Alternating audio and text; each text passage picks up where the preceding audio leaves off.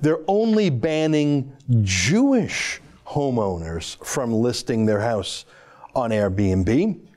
Muslims are still welcome to do so. As you can see from the press release on the Airbnb page, they call it listings in disputed regions. And it's true that the region is disputed, but they still allow Muslim customers in those disputed regions. I guess it's the Jews who are in dispute. Joining us now via Skype from Breitbart.com is our friend Joel Pollack. Joel, welcome to the show. This really feels like Airbnb is taking sides in a political dispute, which they haven't done anywhere else, like Tibet or Burma. They have listings there. Only in the West Bank are they becoming discriminating. Am I right on that? Right.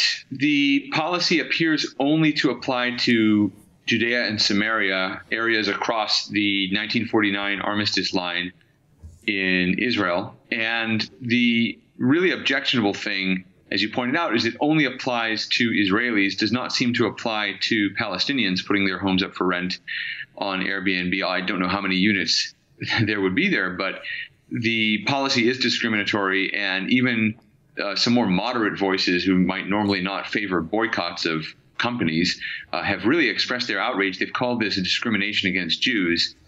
The statement by Airbnb is also very curious.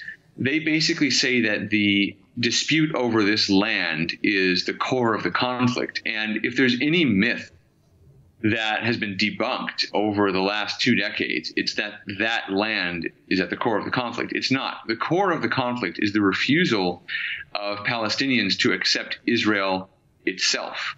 And even though the land across the 1949 armistice line is land in disputed territory, when Israel pulled out of Gaza, for example, that did not end Palestinian violence against Israel from Gaza. It only accelerated terror and violence from Gaza. And that's really the core of the conflict. Core of the conflict is the Palestinian rejection of Israel's right to exist, of Jewish self-determination, etc. In fact, when the parties were close to a deal in 2000, one of the things that Yasser Arafat, the late leader of the Palestine Liberation Organization, one of the things he apparently did was denied any Jewish historical presence on the Temple Mount, which is just absurd. But that's the level of denial. That's how deep it goes among Palestinian leaders, and that's why there's still a conflict. That's an excerpt from my daily show, the Ezra Levant Show, weekdays at 8 p.m. Eastern. Every day I do a monologue, interview a guest, and read my fan mail and my hate mail. To subscribe, go to therebel.media/shows.